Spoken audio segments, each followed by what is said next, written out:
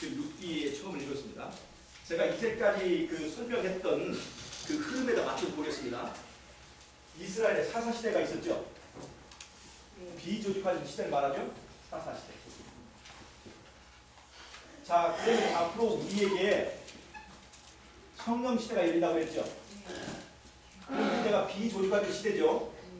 그러니까 이 성령시대는 언제 들어가는 거예요? 율협령이 나게 되면 이 교회는 비조직화된 교회의 상태로 들어가게 돼요. 맞죠?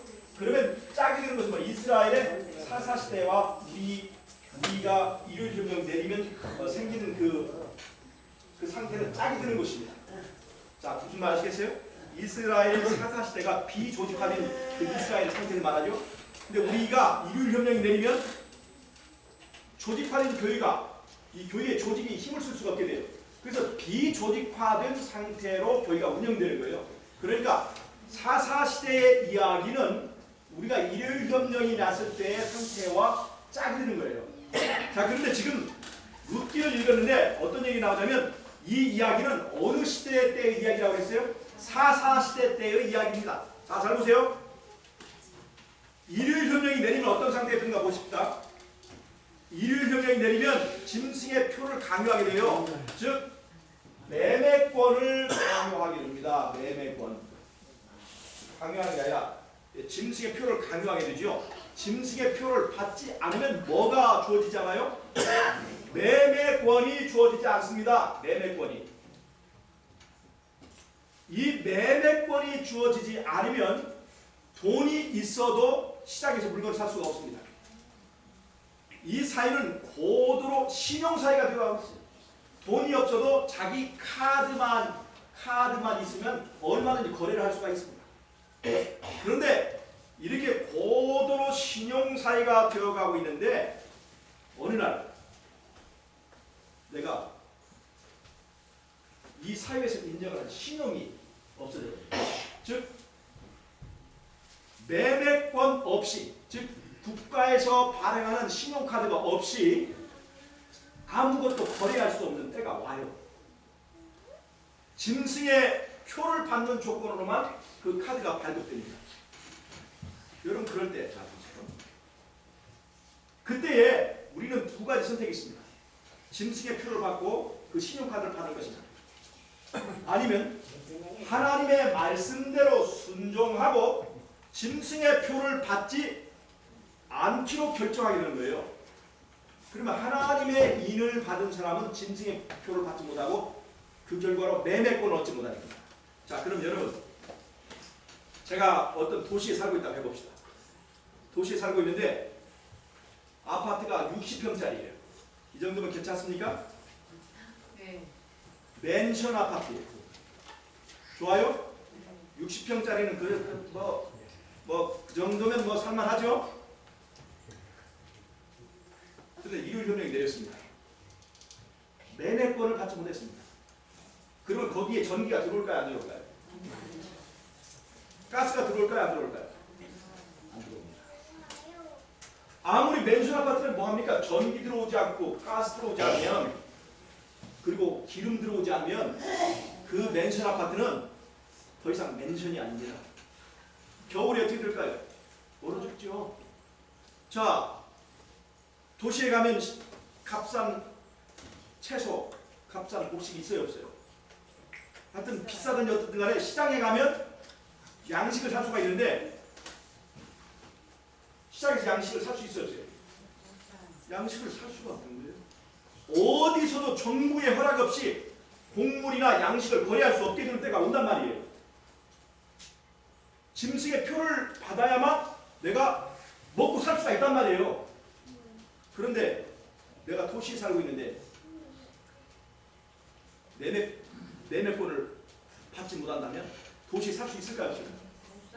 그러면 하나님 말씀대로 사는 사람들은 도시에서 어디로 가야 될까요?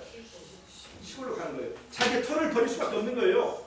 자, 그러면 우리에게 뭐가 와요? 바로 그것이 기근이에요.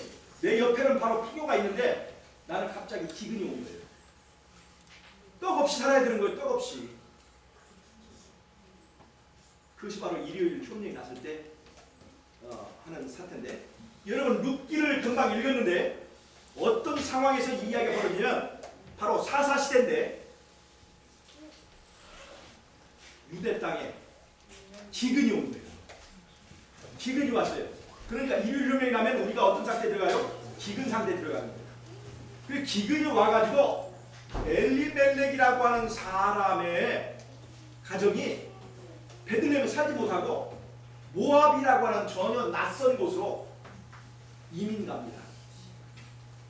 도시에서 잘 살다가 매매권이 없으니까 도무지 거기서 살 수가 없어요. 그래서 이 사람이 가족을 이끌고 시골로 갑니다. 가족을 이끌고 시골로 가요. 아직 거기는 조금 저희가 느슨하기 때문에 시골로 갑니다.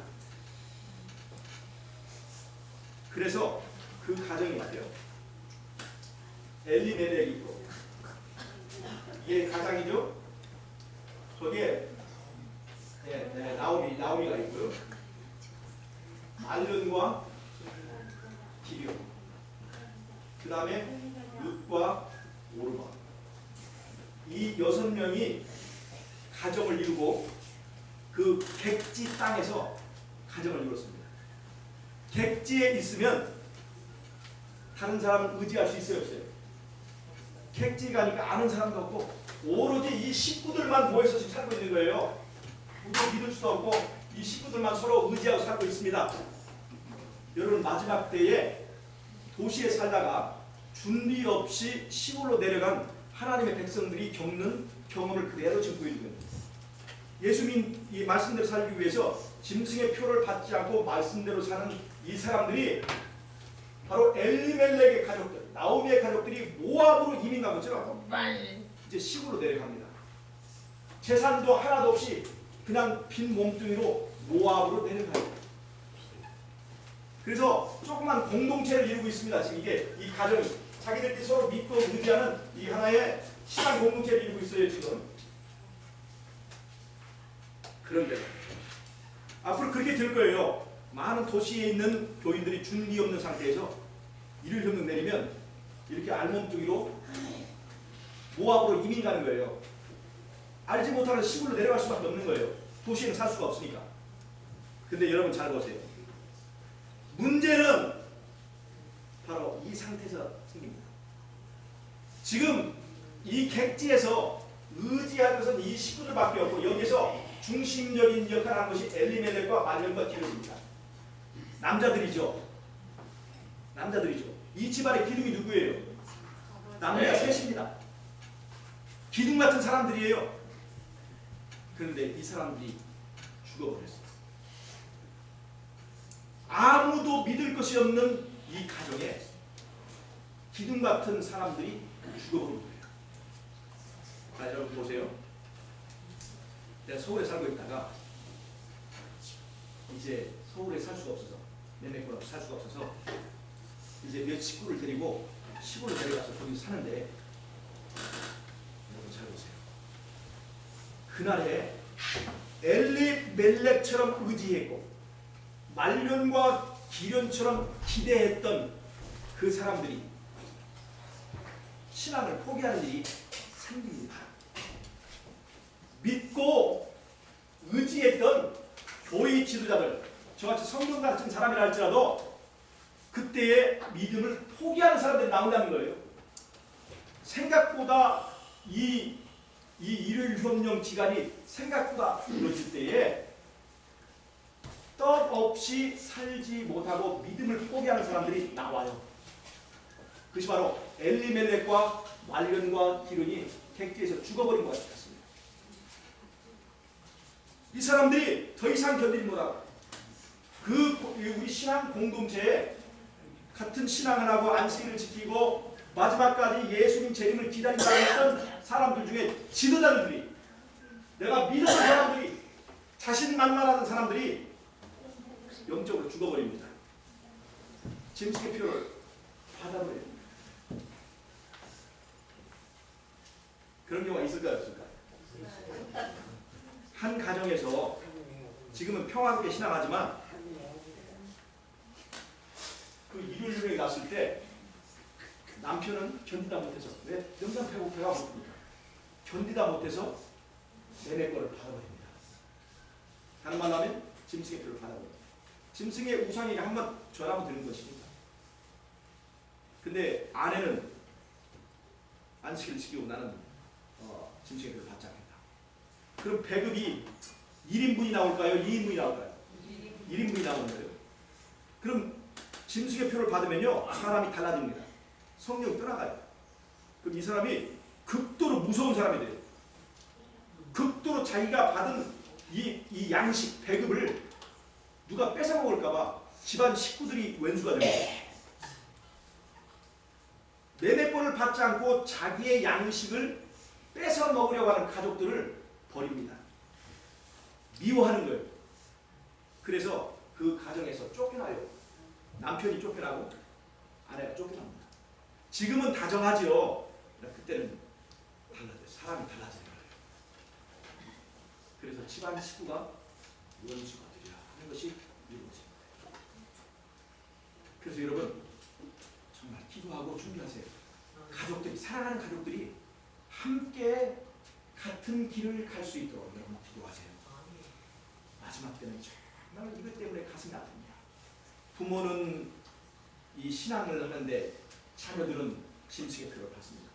그럼 자녀들이 부모를 공격합니다. 또 자녀들은 하나님의 인을 받는데 부모들은 짐승의 표를 받습니다. 그럼 부모들이 자녀들을 고발합니다. 지금처럼 인정사정 받지 않아요. 성령이 다 떠나가 버린 상태에서는 아주 사람들이 야박해집니다. 지금 나오미가 겪고 있는 상태가 바로 그것을 말해주고 있습니다. 기대했던 남편도 죽었죠. 두 아들 죽었습니다. 옛날에는요 지금과 같이 컴퓨터나 이런 것으로 농사짓고 하지 않고 전부 다 몸으로 때우는 일이잖아요. 그러니까 남편과 남자들 셋이 죽었다고 하는 것은 굉장히 큰 위기를 말하는 것입니다. 여러분 이때 이런 때에 승리할 수 있는 신앙을 그 비결을 알려주는 것이 바로 룻입니다. 룻. 잘 보세요. 룻은 이방 사람들이 이방 여자입니다. 이방 여자예요. 그런데 룻이 말이에요. 지금 나오미를 버려도 됩니까 안 됩니까? 누구처럼? 오르바처럼 룻의 동서가 있었죠. 그 동서 오르바도 착한 여자예요. 그 나오미가 지금은 너희들 그냥 고향으로 돌아가라 했을 때 오르바가 처음부터 갔습니까? 아니에요. 저를 그냥 따라가려고 그랬죠. 그런데 시어머니가 자꾸 권하니까 그냥 오르바는 떠나가 버렸습니다. 그러니까 룻도 오르바처럼 시어머니 나오미를 버려도 욕 얻어먹지 않을 때, 왜냐하면 그때는 서로 한입 풀칠하기 어려운 기근이 모압에 온 거예요. 유다 땅에서 도망와서 모압에 왔는데 거기도 기근이 온 거예요. 다른 말로 하면 매매권의 그 강요가, 그 짐승의 표 강요가 도시에 있어서 도시로에서 시골로 도망왔는데 시골에서도 다시 이제 짐승의 표가 강요되는 그 상황이 똑같습니다. 그러니까 룻이 나오미를 따라가지 않아도 욕 얻어먹을 상황이 아니에요. 그런데 이 룻이 나오미에게 하는 고백이 있습니다. 내가 어머니를 버리지 않고 어머니가 가시는 곳에 나도 가. 어머니의 백성이 나의 백성입니다. 어머니의 하나님이 나의 하나님이 될 것이라고 말하면서 이 룻이 그렇게 고백합니다. 어머니가 어디로 가시든지 나는 따라가겠습니다. 여러분 이 고백이 누구의 것과 좀 유사하지 않습니까? 계시록 14장에 보면요 14만 4천이 나옵니다. 그래서 바로 마지막 때의 성도들의 모습을 말해요. 그들의 특징이 뭐예요? 어린 양이 어디로 이끌든지 따라가는 자며, 바로 그것은 누구의 신앙을 말합니까? 바로 룻의 신앙과 일치하는 거예요. 그러니까 지금 이룰 명령이 내려서 온 세상에 기근이 든 상태에서 신앙을 다 포기하는, 내가 믿었던 사람들이 다 쓰러져 버리는 그 타임에 어린 자이 어디로 이끌는지 따라가기로 결심한 룻의 신앙을 갖지 않으면 여러분 마지막 때 살아남을 자가 없다는 것입니다. 여러분 오르바의 신앙도 나쁜 것이 아니에요. 그러나 살아남지 못합니다. 누구의 신앙이 필요한 거예요? 루스의 신앙이 필요하거든요. 루스의 신앙. 여러분 그 루스의 신앙을 가지고 싶으십니까? 기도하세요. 우리는 룻보다는 어디에 가깝냐면 오르바에 너무나 가깝습니다. 착한 오르바예요. 여러분 우리 자신이 룻이라고 생각하세요? 우리는 거의 오르바에 가깝습니다. 내가 룻이라고 생각하는 건 자기 착각이야. 지금은 시어머니를 따라가고 있지만 기근이 나서 시어머니가 막 가라고 하면 그냥 순종하고 갈 사람이야. 우리에게 역경이 닥쳤을 때 역경에 순종하겠습니까? 우리가 순종하는 건 말씀에 순종하는. 자 보세요. 그래서 제가 오늘 룻의 이야기를 하는 것입니다. 이 사사시대에 있던 그 이야기, 그것이 바로 룻의 이야기인데 여러분 잘 보세요. 제가 오늘 룻의 이야기를 조금만 더 하고 마치겠습니다. 룻은요 이방 여인이었어요.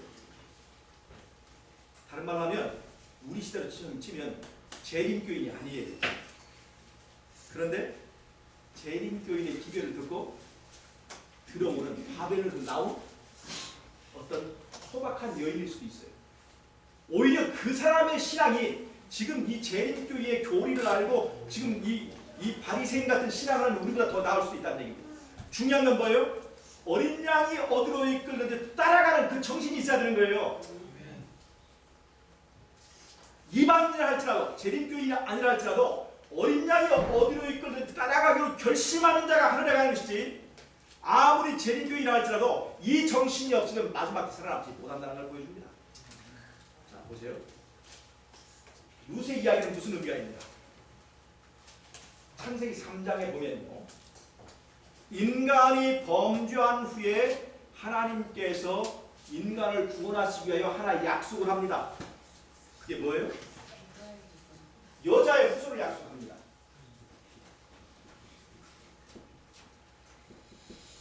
여자의 후손을 약속해요. 다른 말로 하면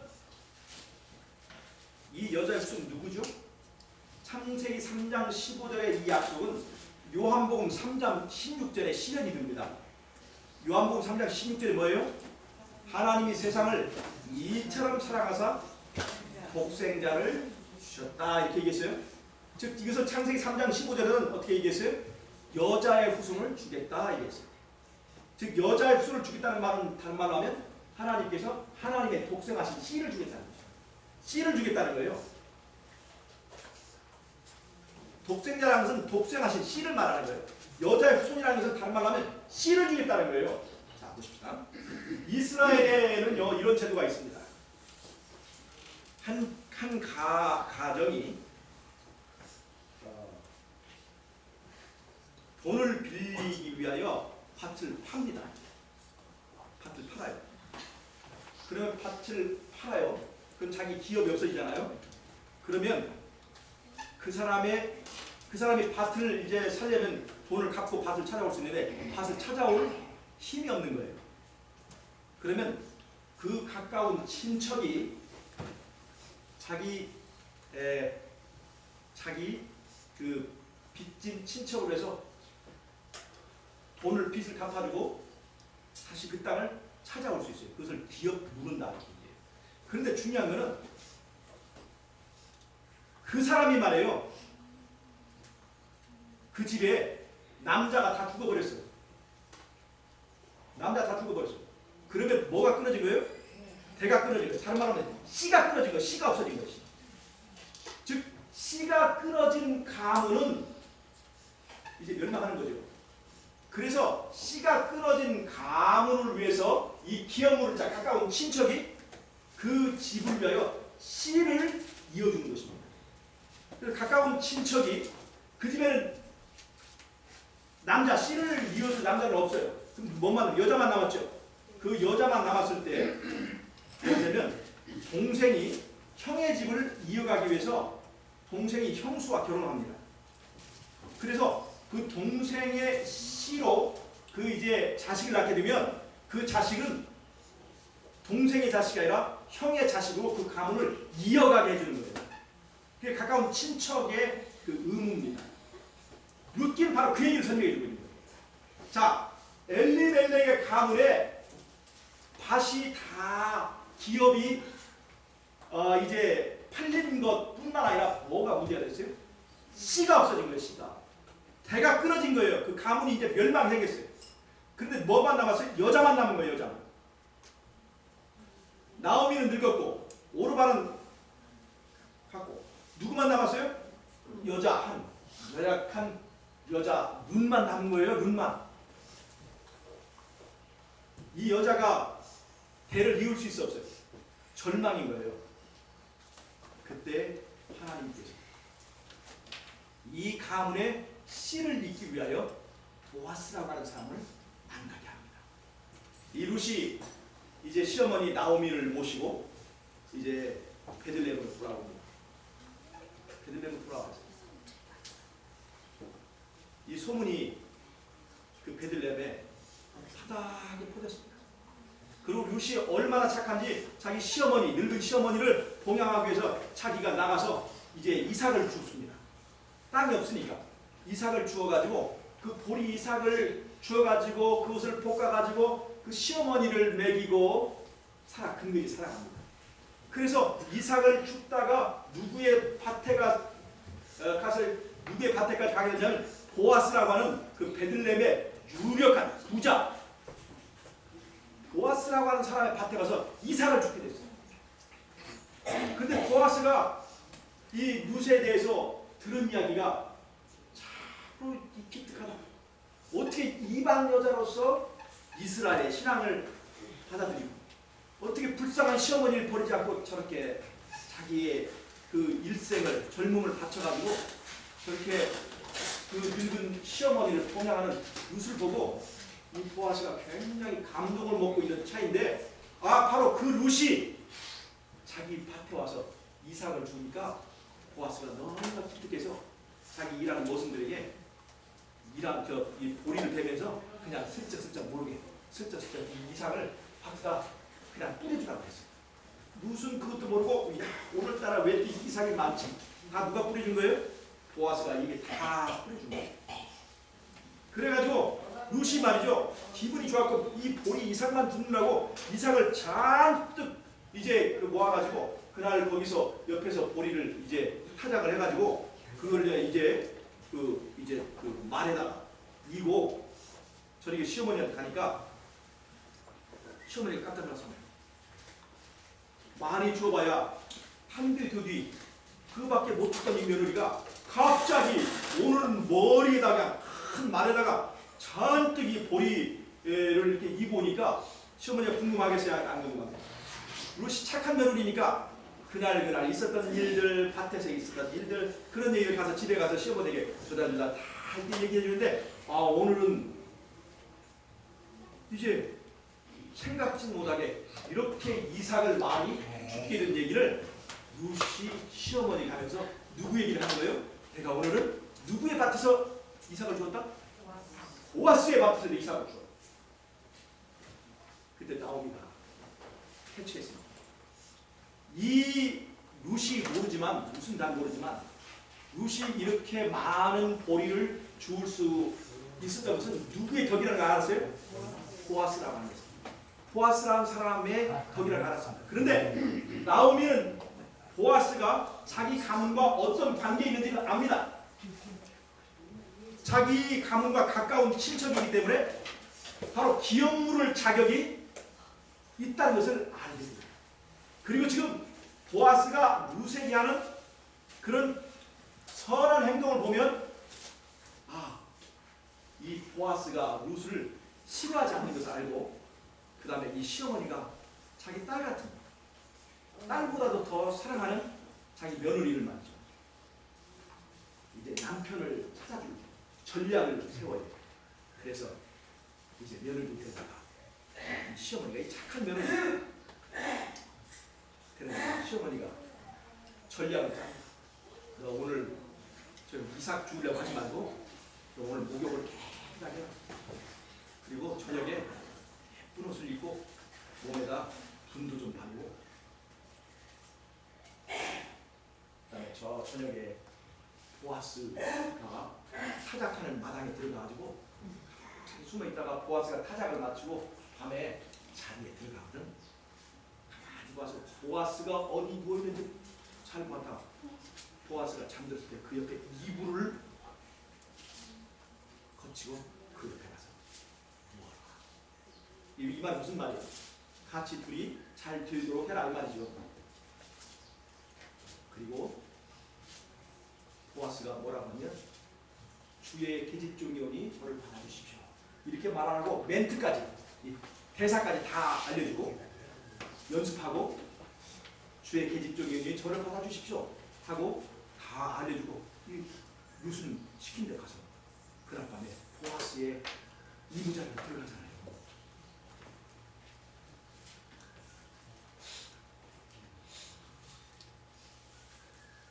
근데 보통은 거기서 일이 다 그냥 이루어지는데 보아스는 굉장히 점잖은 사람이라 깜짝 놀라서 자다 보니까 무슨 분 냄새도 나고 여자 냄새 나서 이렇게 발에 붙여 보니까 이게 웬걸 어떤 여자가 이렇게 누워 있는데 알고 보니까 루시인 거였어. 루시 뭐라고 그래요? 그 떨리는 그걸로 지금 대사하는 거죠. 주의 계집종이오니 저를 거두어 주소서. 이 말이 무슨 뜻인지 보아스는 압니다. 즉 기업물을 자의 권리를 행사해서 저를 아내로 삼아달라는 얘기죠. 근데 보아스는 그날 룻을 손대지 않았습니다. 어떻게 했어요? 룻을 굉장히 기특하게 생각하고 룻에게 친절을 베풀어서 곡식을 이제 비워서 새벽에 보내고 내가 너를 합법적으로 아내를 만들 테니까 그때까지 기다려 하고 룻을 보낸 다음에 그 다음 날 이제 이 보아스가 성읍의 장로들을 모아놓고 사실 보아스가 룻을 위해서 기업물을 권리가 있긴 있지만 보아스보다 앞선 사람이 한 사람 있었어요. 더 가까운 친척이 그 기업물을 자의 권리를 행사하면 보아스는 국문도 없습니다. 그래서 장로를 모아놓고 그 사람을 불렀어요. 당신이 기업물을 자의 권리를 행사해서 이 룻을 아내로 삼아라. 그러니까 이 사람이 딱 보니까 룻이 굉장히 젊고 이쁘게 생겼으니까 얼씨구냐 하고는 그렇게 하겠다고 그랬어요. 이게 웬 떡입니까? 생각지도 않았는데 그래서 룻을 아내로 삼기로 하겠다고 했어요. 그런데 그때 보아스가 말했어요. 이 룻을 아내로 삼는 동시에 룻이 가지고 있는 빚 10억을 갚아줘야 돼. 깜짝 놀라 이 사람이 룻만 아내로 삼으면 좋은데 룻이 지금 빚이 얼마예요? 10억을 빚이 져버렸네. 그러니까 네가 네 재산으로 이 빚을 갚아가지고 이 룻 가문의 재산을 다 찾아줘야 된다. 그러니까 이 사람이 룻은 욕심나지만 이 젊은 이쁜 이 여자는 욕심나지만 자기 재산 다 날라갈까 싶어가지고 그 다음에 룻이 만약에 아이를 낳으면 그 아이를 자기 아들이 두는 게 아니라 룻의 엘리멜렉의 가문의 자식으로 이어지게 된다고 하는 조건을 이 보아스가 얘기를 하니까 이 사람이 에이 그러면 나는 안 합니다. 이 사람이 정식으로 그 권리를 포기해버렸습니다. 이스라엘은 그런 사람들이 이렇게 권리를 포기할 때 사람들 앞에서 신발을 벗으라고 해요. 신발을 벗어가지고 신발 가지고 뺨따구를 한 대 때리고 침을 뱉습니다. 그래서 이스라엘 사람으로서 자기 형제의 어려움을 돌봐주지 않고 자기 욕심만 채운 사람의 이름을 거기서 얻게 돼요. 그 사람은 자기의 권리를 신발로 뺨따고 맞아도 10억을 잃지 않기 위해서 권리를 포기합니다. 그리고 그 다음에는 누구의 차례일까요? 보아스의 차례입니다. 보아스가 룻을 그 장로들 앞에서 정식으로 아내로 받습니다. 그래서 이 보아스하고 룻하고 알콩달콩 재미있게 잘 살고 잘 먹고 그랬다는 얘기가 룻기예요. 근데 여러분 이 룻이 누구를 낳은 줄 아십니까? 오벳을 낳았습니다. 오벳이 누군 줄 아십니까? 이새를 낳았습니다. 이새가 누구를 낳은 줄 아세요? 바로 다윗과 이스라엘의 왕을 낳은 것이에요. 자, 그러니까 이 여자의 후손은 결국은 누가 되는 거예요? 왕이 되는 겁니다. 이스라엘의 왕을 낳은 거예요. 이 여자의 후손이. 여러분 여자의 후손은 바로 이 온 우주를 다스린 바로 그 왕인 예수님을 말하는 것입니다. 그래서 다윗의 계보에는 뭐가 있냐면 바로 이 여자의 후손의 복음이 이어져 오는 거예요. 즉 룻에게는 뭐가 들어있어요? 여자의 후손의 복음이 있습니다. 남자의 씨가 다 끊어진 그런 상태에서 여자만 남았을 때 그 여자를 통해서 씨를 이어서 그 가문이 그냥 평범한 가문이 아니라 이스라엘의 왕이 되는 이야기, 이것이 바로 여자의 후손의 복음 속에 들어있습니다. 아담의 범죄로 인해서 우리 모든 아담의 씨가 죄의 씨가 됐을 때 우리에게 구원의 씨를 하나님 주셨는데 그것이 바로 예수님입니다. 여러분 이 씨에 대한 약속이 여자의 후손의 복음입니다. 여자의 후손의 복음은 우리로 하여금 하나님으로부터 씨를 받으라고 말합니다. 그것이 뭐예요? 바로 예수님이에요. 씨를 받으라. 우리 사람의 씨를 받으라. 여러분 많이 먹으면 많이 잘 먹는 것하고 잘 먹는 것하고요, 키가 큰 씨를 가진 사람하고 어떤 사람이 더 키가 클까요? 여러분 많이 먹는 사람이 키가 큽니까? 아니면 큰 키의 씨를 가진 사람이 더 클까요? 여러분 씨가 중요합니다. 우리가요 잘 먹는데도 키가 안 큰 사람 있죠? 잘 안 먹는데도 키가 큰 사람 있죠? 그 뭐 때문에 그래요? 씨가 중요한 거예요. 여러분 우리가 음식물로 변화될 수 있을까요? 없을까요? 음식물 변화될 수 있을까요? 없을까요? 잘 먹느냐 못 먹느냐에 따라 키의 차이가 있습니다. 그러니까 음식물로도 우리의 변화가 있긴 있어요. 그러나 중요한 건 씨가 바뀌어요. 내가 예수의 씨가 바뀌어지지 않은 채로 아무리 음식물만 내가 고친다 할지라도 별로 크지 않습니다. 내가 변화되지 않는 이유를 한번 잘 살펴보세요. 내가 채식도 했고 안식일도 지켰고 별별 짓을 다 했는데 변화가 잘 되지 않아요. 변화가. 근데 왜 그런 줄 아십니까? 내 안에 씨가 바꿔지지 않았습니다. 씨가 우리 신앙에서 중요한 것은 씨가 바뀌는 것입니다. 씨가 아직도 옛날의 씨를 그대로 가지고 있으면서 그냥 조금 가다듬기만 해서 살아가는 것을 우리는 예수 믿는 신앙이라고 말할 때가 많아요. 그러나 씨가 되면, 씨가 바뀌어지면 전혀 다른 사람이 됩니다. 여러분 씨가 바뀌어지는 사람이 되시길 바랍니다. 그것이 바로 여자의 후손의 복음입니다.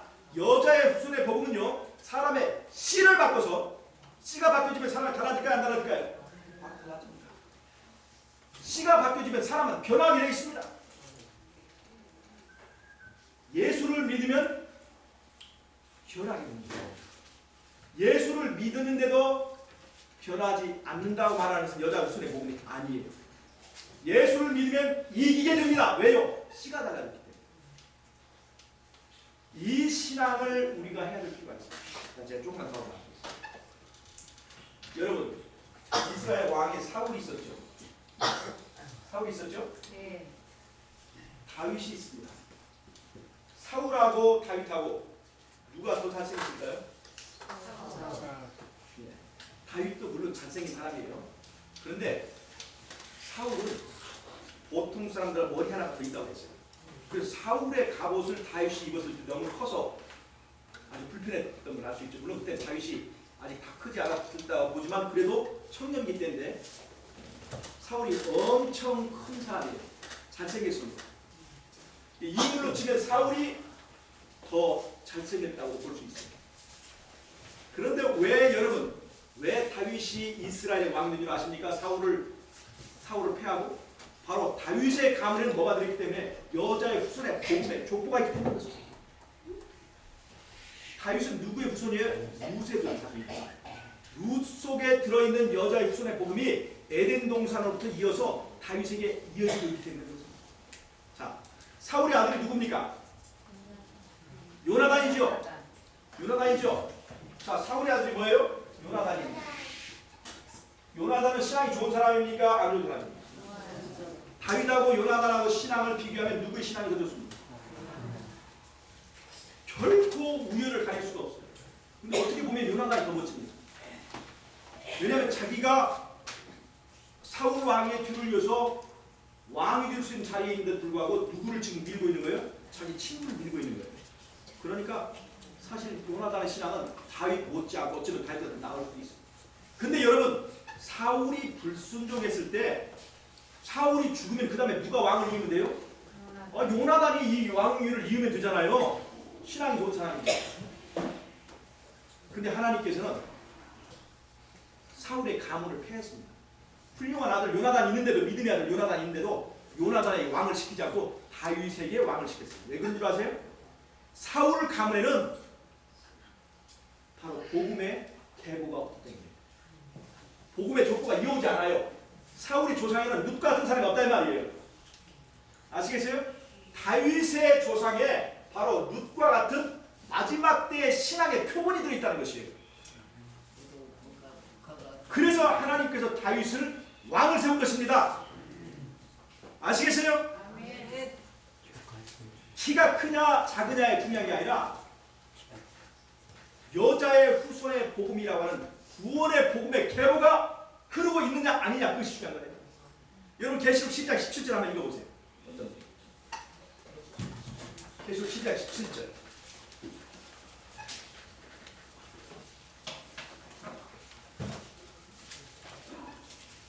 능히 여자에게 분하여 돌아가서 그 여자의 남은 자손 곧 하나님의 계명을 지키며 예수의 증거를 가진 자들과 더불어 싸우려고 바다모래위에 속하여. 잘 보세요. 이것이 마지막 때의 남은 무리입니다. 마지막 때의 남은 무리는 여자의 후손의 계보를 잇는 무리들이죠. 여자의 남은 자손이라고 그랬죠. 즉 에덴 동산에서 약속한 여자의 후손의 대를 잇는 것입니다. 즉 여자의 후손의 복음이 룻을 거쳐서 다윗을 거쳐서 다니엘서를 거쳐서 계시록을 거쳐서 지금 누구에게가 이어지고 있는 거예요? 바로 우리들까지 이어지고 있다는 것입니다. 자, 그러면 여자의 남은 자손이 숫자가 많아서 위대합니까? 아니면 무엇 때문에 위대합니까? 바로 여기에는 여자의 후손의 복음, 씨가 이어지고 있다는 것이에요. 예수의 씨가 이어지고 있다는 것이에요. 씨가 다른 거예요. 다른 씨를 가지고 있는 거예요. 아시겠어요? 우리의 존재의 의미가 무엇입니까? 그거는요, 에덴에서 이어져 온 여자의 후손의 복음을 이어가고 있는 데에 우리가 의미가 있는 것입니다. 우리의 믿음에는 세상이 줄 수 없는 다른 씨가 있어야 합니다. 아시겠습니까? 우리는 씨가 있는 백성이라 이 말이에요. 다른 씨, 다른 종자라 이 말이에요. 여러분, 우리는 다른 종자입니까? 세상과는 다른 종자예요? 우리는 같은 종자입니까? 다른 종자입니까? 다른 종자라고 말하고 있는 다른 사람이 볼 때는 같은 종자예요, 다른 종자예요. 여러분, 요즘에 구원파 문제가 우리를 듣고 있죠. 자기들은 구원받았다 얘기. 자기들은 다른 종자라고 얘기합니다. 그런데 도망가는 꼴을 보니까 사기꾼이나 저 누구나 같은 종자예요, 다른 종자예요. 다 같은 종자예요. 그러면서 자기들은 다른 종자라고 하는 거예요. 유병원 씨가 다른 종자라고 하고 있죠. 근데 우리는 어떻습니까? 우리는 세상과는 다른 종자라고 생각하고 있어요. 그런데 정말 우리는 세상과 다른 종자일까요? 아니면 비슷한 종자일까요? 여기 문제예요. 우리는 세상과 다른 종자를 가지고 있을 때 남은 무리가 되는 것이지, 우리에게 그 복음의 씨가 변질되어 버리면 우리는 죽도밖에 아무것도 아니야. 아무것도 아니야. 여러분 우리 다른 종자 드십시다. 예수 믿는 것은요 종자가 바뀌어지는 거예요. 아시겠어요? 우리 아버지 종자가 아니라 예수님 종자가 되라는 것입니다. 아시겠어요? 아버지에게서 물려받은 육신의 종자가 아니라 우리는 예수의 종자가 되자고 하는 것이 바로 성경이 우리에게 룻을 통해서 보여주는 것입니다. 룻이 왜 훌륭해요? 그 사람은 씨를 받아서 전해준 데서 그 역할이 합니다. 여자의 후손의 복음이기 때문에 그렇습니다. 여러분 오늘 이 긴 시간 우리가 성경 공부를 했는데요. 그 이스라엘 말이에요. 솔로몬 이후에 두 나라로 갈려집니다. 두 나라 갈려져요. 북방의 10지파, 북방 이스라엘이고 두 지파는 남방 유다입니다. 어디가 세력이 더 세요? 남방 유다가 세력이 셉니까? 남방은 두 지파밖에 없고 북방은 10지파가 있어요. 세력이 어디가 셉니까? 북방 이스라엘 훨씬 세력이 셉니다. 땅도 넓고요. 그런데 하나님은 누구를 정통으로 인정할까요? 남방 유다를 정통으로 인정합니다. 왜냐? 거기에는 다윗을 통해서 여자의 후손의 복음이 이어지기 때문에 그렇습니다. 거기는 성소가 있기 때문에 그래요. 아시겠어요? 숫자가 많고 적은 것이 중요한 거 아니에요. 하나님에게는 그 사람들을 통해서 에덴 동산에서 전해오는 하나님의 종자가 그것을 통해서 복음을 통해서 전해지고 있느냐 아니냐가 중요한 거예요. 여러분 이스라엘 백성들이 가나안을 갈 때 정탐꾼을 몇 명을 보냈을까요? 12명이 정탐꾼을 보냈습니다. 그 중에서 10명은 우리가 가나안 땅에 들어가서 전쟁에 이길 수 있다 없다? 이길 수 없다. 불가능하다. 2명은 이길 수 있다. 여러분 숫자로 치면 10명이 셉니까? 2명이 셉니까? 하나님께서 누구를 인정하셨어요? 2명을 인정합니다. 숫자가 많은 중요한 것이 아닙니다. 여자의 후손의 복음은요 하나님의 씨를 통해서 우리가 세상을 이길 수 있다 없다? 하나님의 씨를 통해서 우리가 죄를 이길 수 있다. 하나님의 씨를 받으면 종자가 달라지는 것이다. 사람이 변화된다는 것을 말해주는 거예요. 우리의 죄와의 싸움에서 승리할 수 있다는 것을 말해주는데 이 변화를 부정하는 그 10명은 숫자가 많아도 하나님이 인정하지 않습니다. 아시겠어요? 숫자가 많고 적은 것이 중요한 게 아니라 하나님의 씨를 믿느냐 믿지 않느냐, 하나님의 씨의 종자의 능력을 인정하느냐 아니냐에 따라서 정통이냐 비정통이 달라진다는 것입니다. 아시겠습니까? 특별히 그것이 어느 시대 때? 사사시대 때? 이 시대를 치면 어느 때? 일요일 혁명이 내렸을 때 아주 우리의 신앙이 위기에 처했을 때 바로 그때 살아남는 것은 진짜 룻과 같은 이 여자의 후손의 복음을 소유한 사람만 살아남는다는 것입니다. 아시겠습니까? 여러분 그렇다면 제가 이 시간을 통해서 마지막 정리하겠습니다. 우리가 해야 될 일은 무엇입니까? 종자를 바꾸는 것입니다. 여자의 후손의 복음이 내 안에서 내 삶을 바꾸게 해야 됩니다. 우리는 변화되어야 할 필요가 있습니다. 우리는 하나님께서 우리에게 주신 씨를 통해서 변화하는 일에 성공해야 됩니다. 하나님께서 우리 약속하신 예수님의 능력을 통해서 우리는 우리의 안에서 벌어지고 있는 죄와의 전쟁, 우리 안에서 벌어지고 있는 아마겟돈 전쟁에서 우리는 승리해야만 합니다. 아멘. 승리하는 사람만이 어린 양이 어디로 이끌는지 따라가는 룻과 같은 신앙을 하게 됩니다. 우리는 마지막 때 살아서 예수님과 함께 들어올릴 것입니다. 일주일 동안 우주 거민들의 환영을 받으면서 하늘 유리 바닷가에서 승리의 노래를 부르고 우리는 하나님의 나라 천국에서 영원 무궁토록 예수님과 함께 살아가요. 우리 살아남은 사람들과 함께 이 땅에서의 그 승리의 기억들을 추억하면서 영원 무궁토록 하나님을 찬양하고 함께 살 것입니다. 그러한 승리하는 무리에 들어가시는 저와 여러분이 되시기를 바라면서 오늘의 모든 말씀을 마치도록 하겠습니다.